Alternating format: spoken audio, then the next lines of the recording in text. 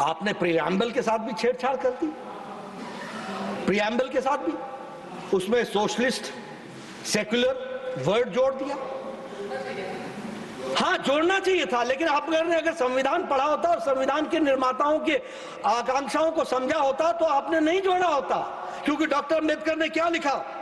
अंबेडकर ने लिखा, there was no need to include the term secular as the entire constitution embodied the concept of secular state, which meant no discrimination on grounds of religion and equal rights.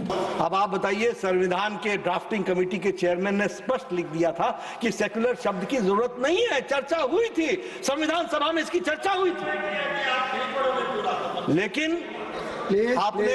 आपने सोचा कि अब हम करते आए हैं कि हम वोट बैंक की पॉलिटिक्स करें, हम अपीजमेंट की पॉलिटिक्स करें, एक के साथ दो साधें और वोट बैंक की पॉलिटिक्स में माइनॉरिटीज को प्लीज करें।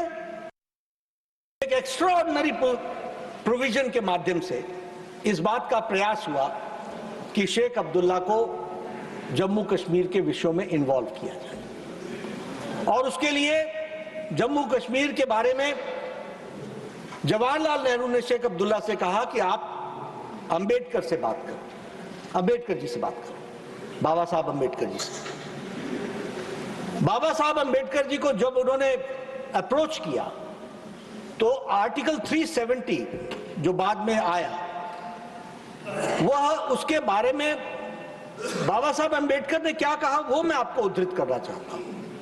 उन्होंने कहा, you wish India should protect your borders, she should build roads in the area, she should supply you food grains, and Kashmir should get equal status as India. Government of India should have only limited powers and Indian people should have no rights in Kashmir.